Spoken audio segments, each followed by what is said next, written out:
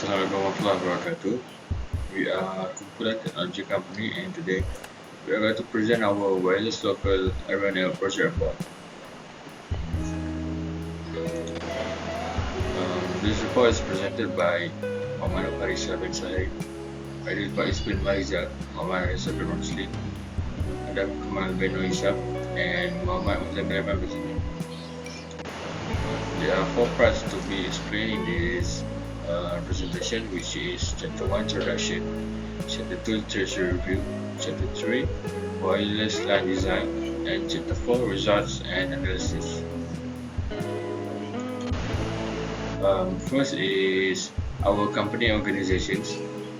We have Muhammad Muzammil bin SENAN as CEO, IQMAL bin NORHISHAM as Product Manager, Muhammad bin ROSLIN as Network Engineer, and Muhammad FARISHSYAH bin SAHRIM as IT Support Specialist.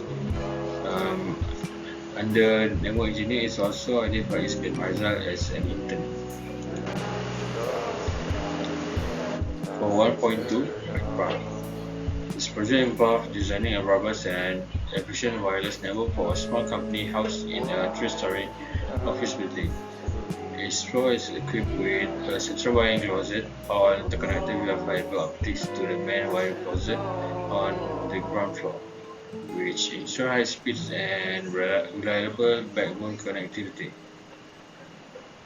The primary objective is to provide seamless wireless communication for all staff members, ensuring that each department's unique needs are met with minimal interference and maximum coverage. Additionally, the network must support separate guest communications in the conference room to maintain security and performance. Special requests and considerations. First, guest network isolations, which is to keep the guest network in the meeting room separate from the company's network. We use a distinct SSID, VLAN segmentation, and firewall rules to prevent guest access to internal resources and enhance security. The second one is channel management for wireless access points. We assign different channels to access points at opposite ends to avoid interference, in which we use non-overlapping channels, which is 1, 6, and 11 in the 2.4 GHz band and the 5 GHz band to boost performance and ensure reliable connectivity. The third one is high availability and redundancy. We need to ensure network availability for critical departments by using multiple WAPs on each floor with redundant parts. We implement spanning tree protocol and load balancing to avoid single points of failure and maintain the uptime. For 1.3, it is the problem statement. First problem statement is lack of a reliable and secure wireless infrastructure. The agency urgently requires a dependable and secure wireless community to aid its everyday operations, because the modern day setup lacks a complete Wi-Fi infrastructure, resulting in continual connectivity issues and operational efficiencies. The second problem statement is inadequate wireless network infrastructure. The company wishes a meticulous design Wi-Fi network that ensures steady and strong assurance during the entire building, tailored to meet the precise necessities of every department. For 1.4 objective. The first objective is to design a wireless network that provides complete coverage for all the 3 floors. We have to ensure that every part of the building, includes offices, conference rooms, and of common areas, has strong and reliable wireless coverage. The next objective is to ensure different SSIDs for the company network and guest network. We must create distinct network segments to maintain security and manageability. Last objective is to develop an IP addressing strategy and calculate subnets. We will organize the network's IP address base to support current and future requirement efficiency. 1.5 significance. A well-designed wireless network will dramatically increase productivity and collaboration among businesses by providing easy and reliable connections that will enable them to work efficiently and communicate effortlessly. This network will also provide access to the guests, which will be determined to be secure from the internal network, which handle the current communication between the primary systems and cooperation between the engineer. This way of thinking ensures that the company will prepare for evolving technologies, which ultimately will create a more innovative business environment.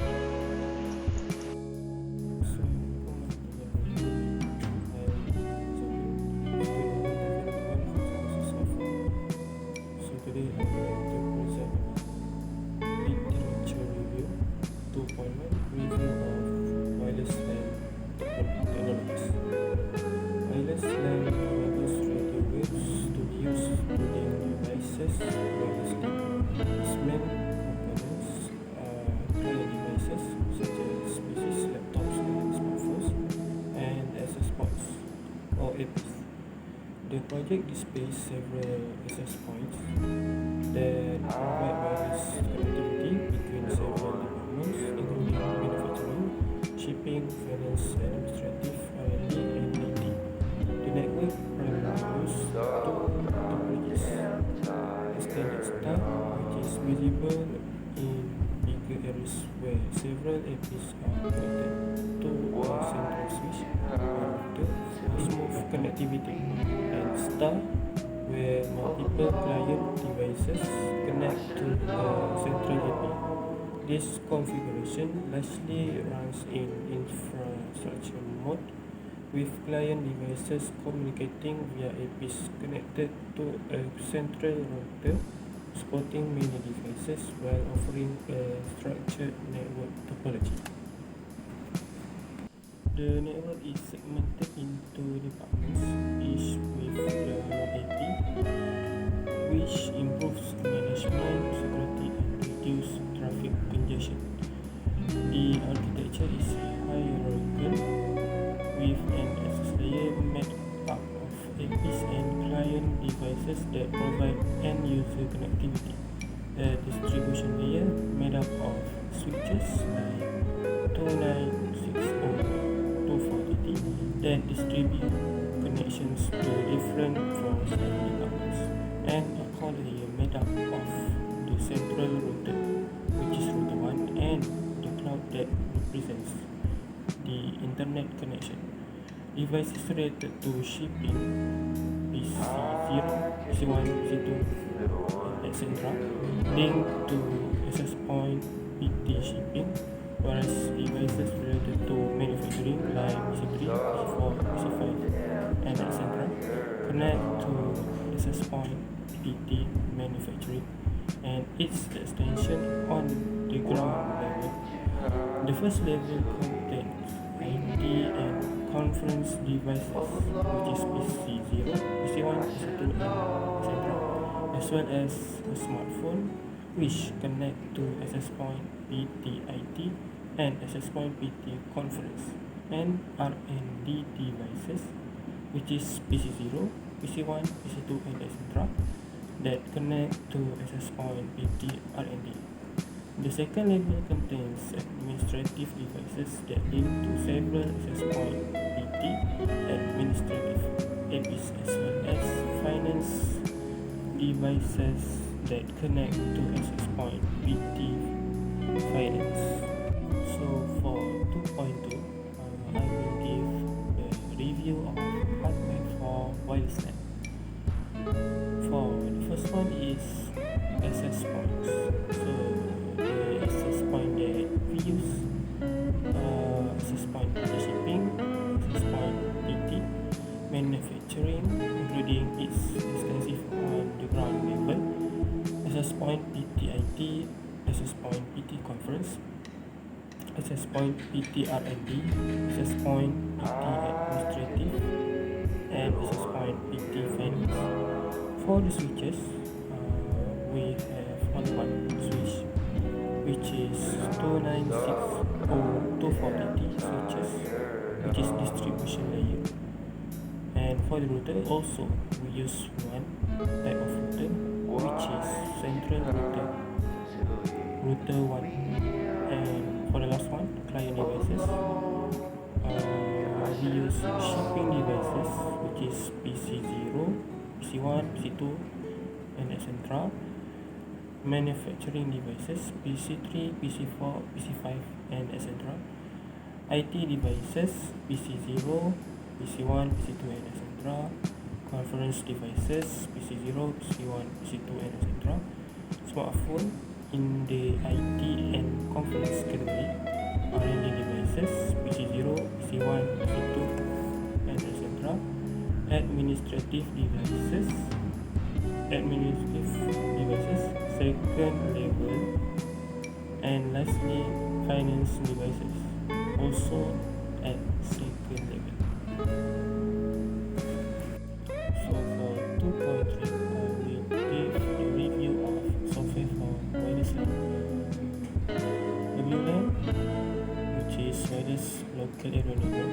Software is as important as hardware in guaranteeing network security, performance, and manageability. A full array of software tools and applications is required for WLAN environment protection, monitoring, and optimization. A firewall is a vital component of WLAN security. It controls incoming and outgoing network traffic according to preset security criteria, serving as a barrier between the internal network and external threats. Firewall can be software or hardware based, installed on network devices or specialized security appliance, or hardware based, integrated into routers and switches. The packet inspection, intrusion prevention system (IPS), and application layer filtering are just a few of the sophisticated capabilities that modern firewalls provide to defend against variety of threats such as malware, DDoS attack, and illegal access attack.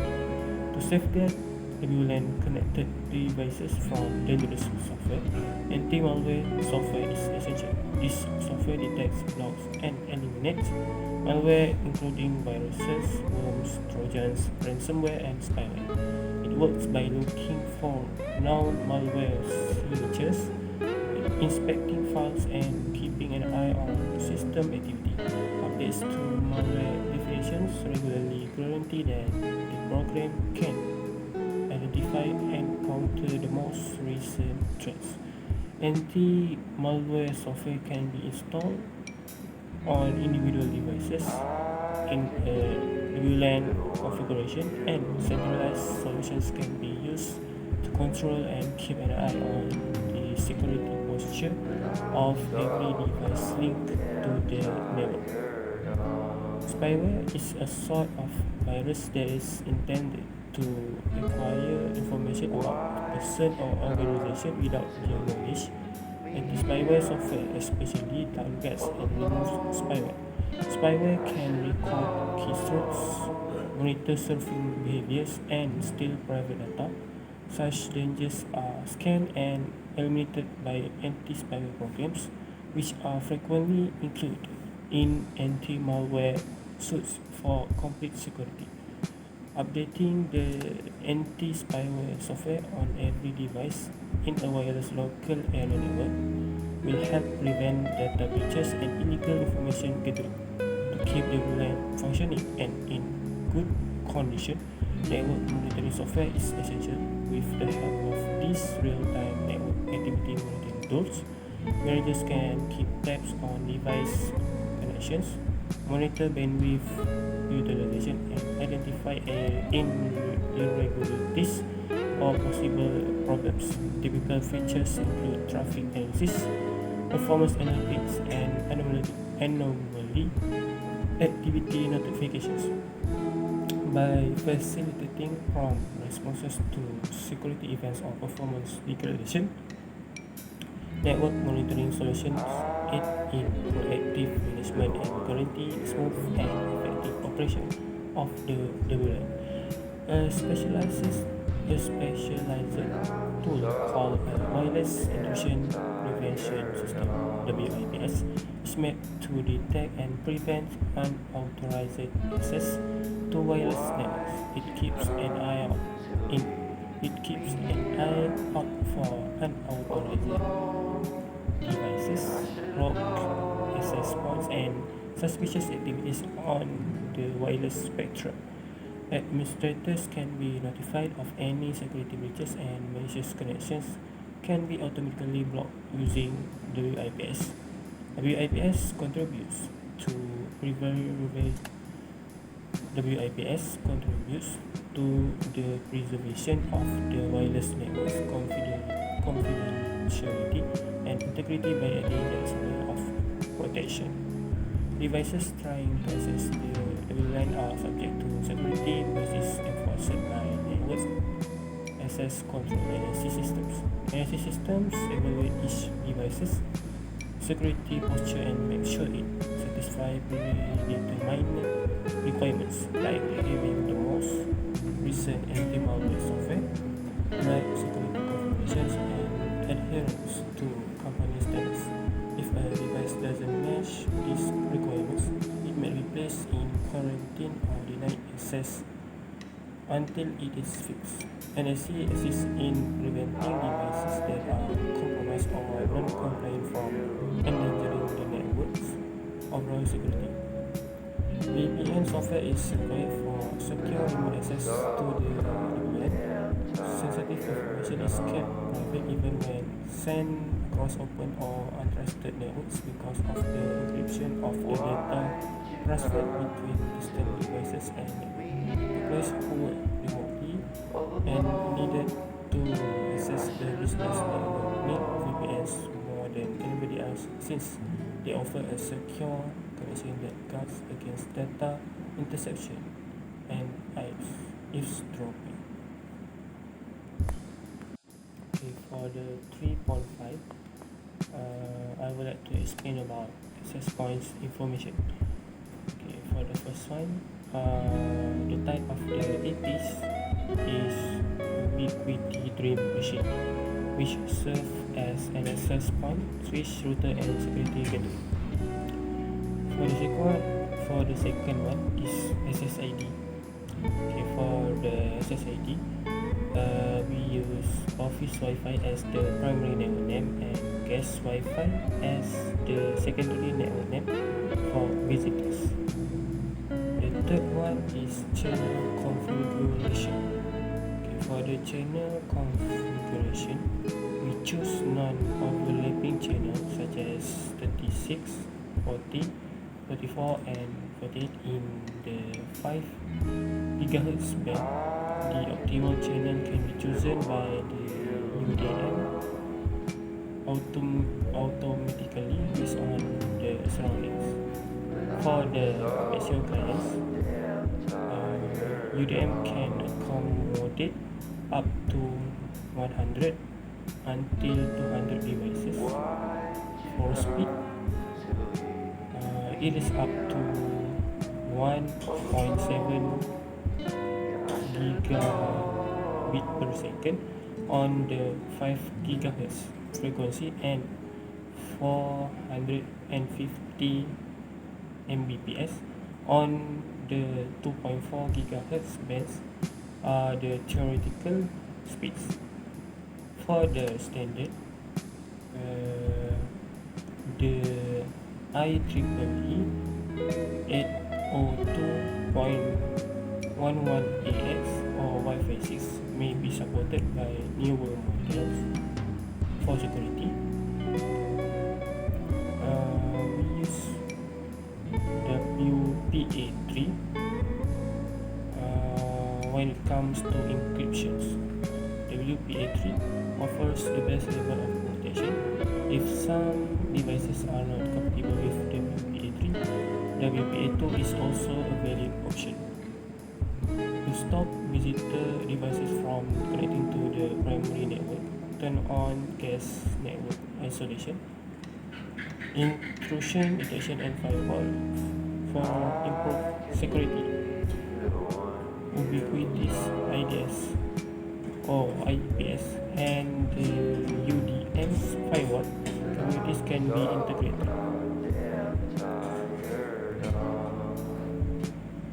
So, Assalamualaikum. My name is IQMAL and I will be presenting Chapter 3, VLAN Design, Part 3.1, Network Requirements.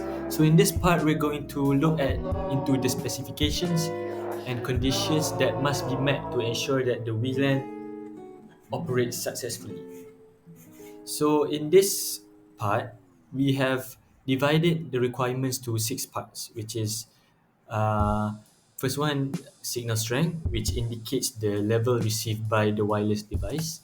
The second one is signal to noise, which is uh, the measurement of level of the desired signal compared to the level of background noise. The third one is data rate, which refers to the speed at which data is transmitted over a network. The fourth one is the number of APs, which depends on how big the area is. The fifth one is ping round trip time, which is the measurement of how much time it takes for a data to go from destination to source to destination back again. And the last one is packet loss, which only occurs when data packets traveling across a network fail to reach their destination.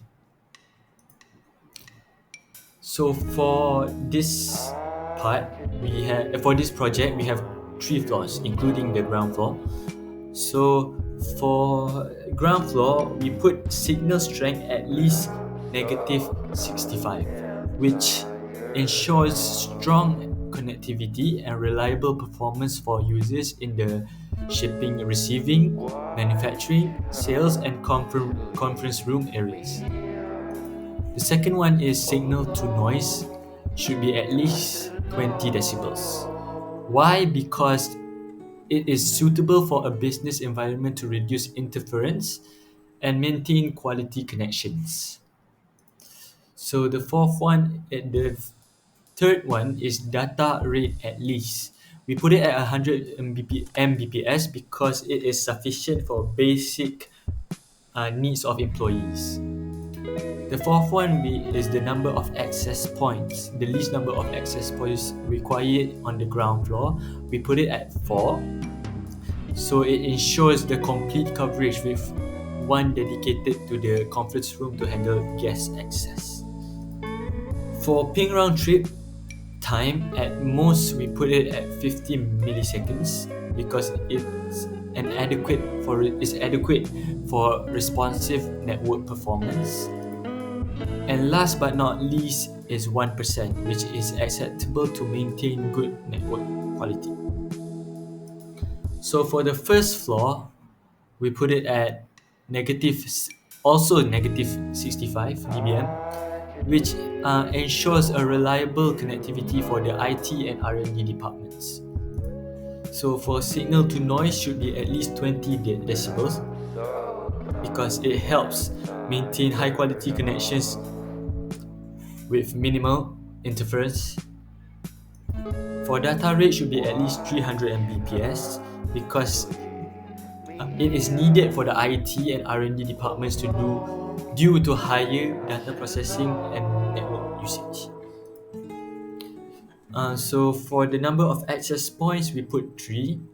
The region is similar to the ground floor, which is it covers most of the first floor with minimal dead zones. So for RTT, we put 40 milliseconds to ensure fast response times necessary for the IT operations. And last but not least is the packet loss should be at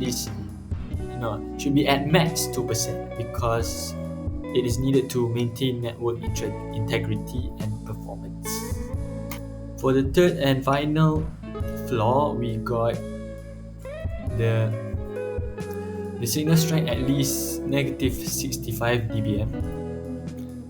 So like the other 2 floors, it provides strong connectivity for administrative and finances offices. For the SNR, we put it at 20 decibels because it is adequate to reduce interference and ensure stable connections. For data rate, we put at 100 Mbps. So it supports the administrative and finance activities including data entry and communication. For the number of APs, we put 4.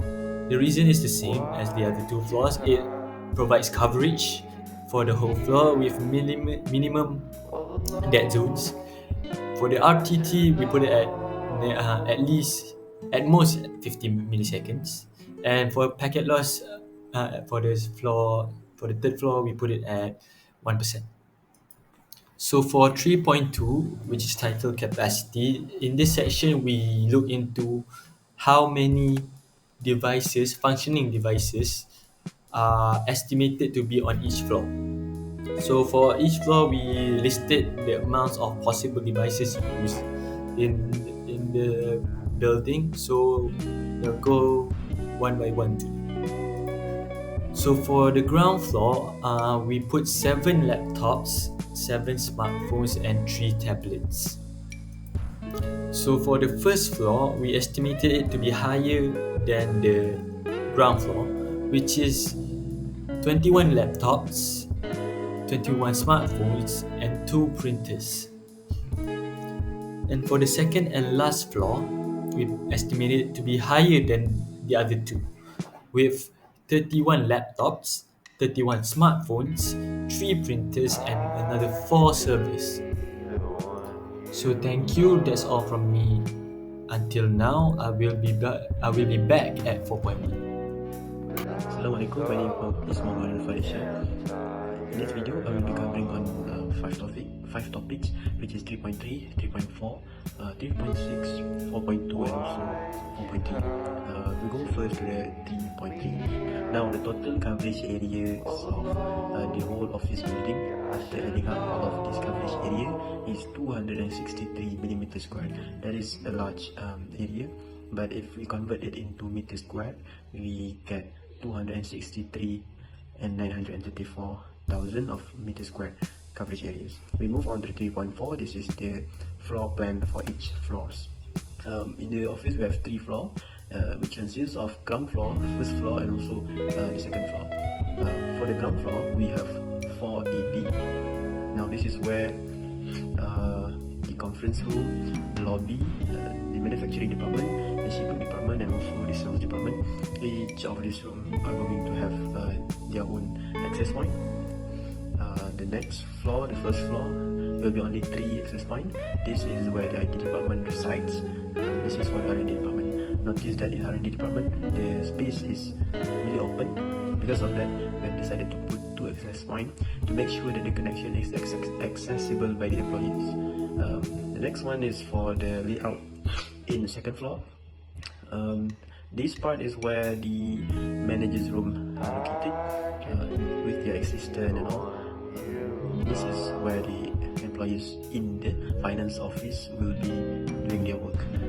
Notice that same like R&D department, finance office is an open space. So we put 2 access points near it in order for the workers it can stay connected to the network. Okay, let's move to 3.6. This is the logical network diagram. In our project, we don't have a simulation for the network, but we can show the simulation for the heat maps that were done in the report. Let's first look on the logical network diagram. This is the topology for the first floor.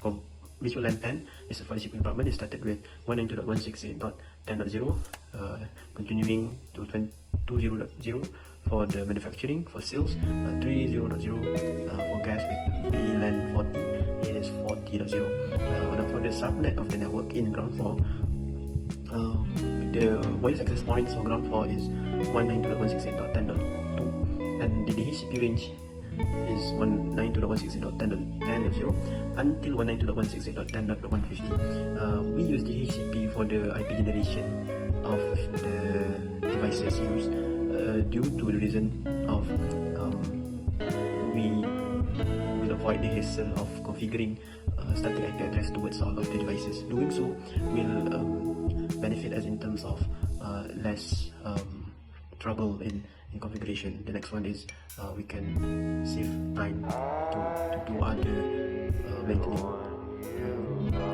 stuff. For the manufacturing wireless access point, the HCP range is 192.168.20.10.0 until 192.168.20.150. For the HCP range for sales department is 192.168.30.10.0 until 192.168.30.150. Lastly, for the conference room, now this is the wireless access point for the guests. This access point have a different SSID, service identifying name, and because of that, it is also required to have a different subnet, which is ranging from 192.168.40.10 until 192.168.40.150. Now we move to the first floor. In this floor, we only have two virtual LAN, which is for IT department and also R&D department. IT department with the VLAN of 192.168.50.0 and 60.0 for R&D department. For subnet segmentation, we have the HCP range of 192.168.50.10, which is for the IT department, until 150. R&D department 192.168.60.10 until 192.168.60.125. For the second wireless access point for R&D department, we have the HCP range of 192.168.60.12 until 192.168.60.150. Now this is the topology for the second floor. In this floor, we have 4 virtual LAN, which is for the general manager, assistant general manager, HR manager, and also finance office. VLAN 70 started with 192.168.70.0 and it continues with 80.0, 90.0 and 100.0 for the finance office. Now for the network subnet segmentation, in general manager wireless access point, the HCP range is 192.168.70.100 until 192.168.70.125. For the assistant general manager, the HCP range will be 192.168.80.100 until 192.168.80.125. Continuing with the HCP range for HR manager, started with 90.100 until 90.125. Also with the finance office, starting with 100.100 until 100.125. Now this is for 4.2 and also 4.3. 4.2 is the SNR, 4.3 is the signal strength by each access point. I'll be combining those two parts into the same video. We start with ground floor plan. In this floor plan, we can see that there are 4 access points, and each access point have their own signal strength capabilities. The total signal strength can be seen over here, showing that roughly 50 to negative 52 decibel SNR, which shows really good SNR. This shows that it is a great signal. All over the office area is covered. However, if we hover into each access point, we can see that each access point doesn't really provide coverage towards all of the area, but it does the job of maintaining a good connection and coverage towards the designated area of the location of the access point. We first see the first drill machine unified access point that is located inside the manufacturing department. This is located at the corner of the room. As you can see, it is green for manufacturing department, which is good, but for the sales department and also lobby, it is yellow, and in the conference room it is worse, they are red. The second one is the shipping department. It is green for the area of shipping department and also sales department eventually, even though it is in another room, but the coverage and signal doesn't reach at all at the conference room. The same goes for the sales department. It is green for its area, but it's starting to get a little bit yellowish in the shipping department, and no coverage at all at manufacturing department and also conference room until lobby. The reason for that is maybe because of the design of the room and the location of the area. Okay, maybe this wall is not letting the signal to get or to pass through into the lobby. For the fourth AP, this is really great for the connection. They are green, and like the other AP, the signal doesn't really reach outside of its area, its designated area, which is inside the sales department and also shipping department. Now this is the SNR for the first floor. In this floor, we only have 3 access points, 2 for the R&D department and only 1 for the IT department. The first access point is located inside the IT department, and it covers the area of IT department really well. But we're starting to get yellowish and reddish signal for the Wi-Fi coverage inside the R&D department because these walls are blocking the signal. The next one is the second EP. This is located at the corner of R&D department. Now, we don't put it inside here because eventually we want for the people for the workers for R&D department who comes in and goes in and out of the area of R&D department to stay connected to the Wi-Fi.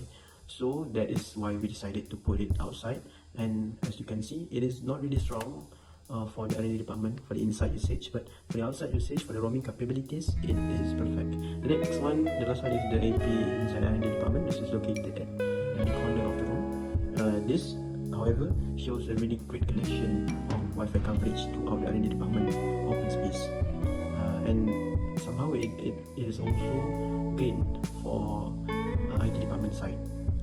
It may be some of the employees can be connected to this AP if they are close enough to the AP. Last one, this is the floor plan for the second floor. There are 4 APs inside of second floor. This side is for the managers, for the assistant managers, general manager, HR managers. This side is for the finance employees. Now we look first for the first AP. This resides in the manager's office. You can see that it is intentionally put to be at the corner of the room and connected to the finance office. The reason for that is we want to make sure that some of the employees in the finance office to at least be dependent to the access point located near it, not only just dependent on a single access point. The next one is the AP. It shows green for its ADUs, but it doesn't really have a good connection other than that area. Okay, because it is red over there, and also it cannot even reach to finance office. Okay, next one is the third AP. This AP is situated over there for the reason of sharing between this room and this room for the HR manager and also the assistant manager.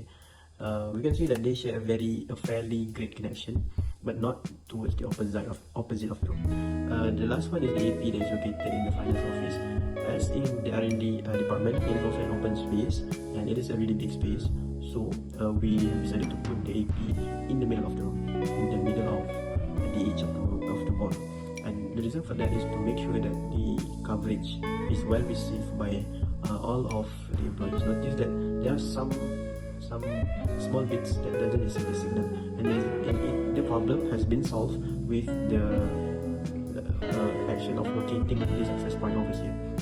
My name is AIDIL MAHRIZAL. I will present about special requests and consideration. First, guest network isolation. Keep the guest network in the meeting room separate from the company network. Use a distinct SSID, VLAN segmentation, and firewall rules to prevent guest access to internal resources and enhance security. Second, channel management for wireless access point (WAS). Assign different channel to access point at opposite ends to avoid interference. Use non-overlapping channel in the 2.4 GHz band and the 5 GHz band to boost performance and ensure reliable connectivity. Lastly, high availability and redundancy. Ensure network availability for critical department by using multiple webs on each floor with redundant paths. Implement spanning tree protocol and load balancing to avoid single point of failure and maintain uptime. So Assalamualaikum, my name is IQMAL, and I will be presenting chapter 4, result and analysis, part 4.1, which is signal strength and coverage. So in this part, we are going to cover about the signal strength and coverage of each specific floor. I will be explaining it briefly because the next presenter will be presenting it and explaining it in a more specific method. So for each floor, we have this diagram. So for the ground floor, as you can see here, in the manufacturing, shipping and sales department, it takes a little bit of there's no coverage in a little corner of each room, as you can see at the manufacturing department at the bottom right. Also same at the shipping department, but at the sales department it takes a little bit of the bottom left. So in the lobby, as you can see in the entries of the shipping and sales department, there's no coverage there. There's also no coverage in the middle. There's a small section of the lobby in the middle and at the top part of the lobby. So in the conference room, you can see that there's no coverage in the top right corner of the conference room. So for the first floor, the majority of places is covered, but at the top right and bottom right corner of the first floor, there's no coverage. Especially the one in the lobby is there's a bigger area which there is no coverage.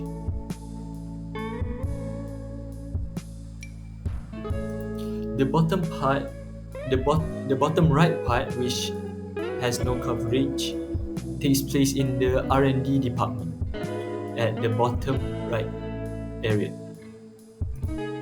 And last but not least is the second floor, which there are little places where there are no coverage.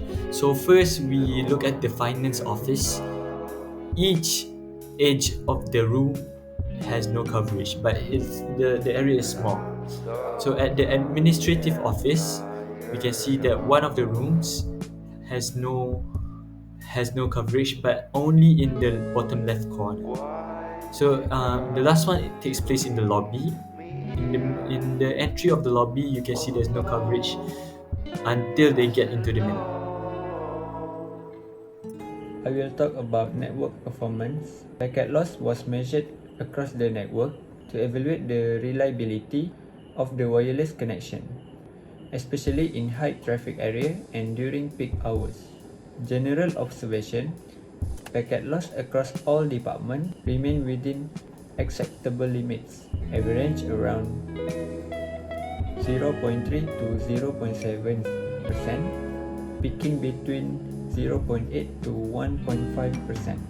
For specific insight, the finance and R&D slightly higher peak packet loss, which could be optimized through better management and wireless access point placement. The network bandwidth utilization is within acceptable, with the finance and R&D department showing higher demands. Packet loss, while present, remain within tolerance threshold but can be further optimized. Overall, the current wireless network design support the company operational is effectively to minor adjustment could enhance performance.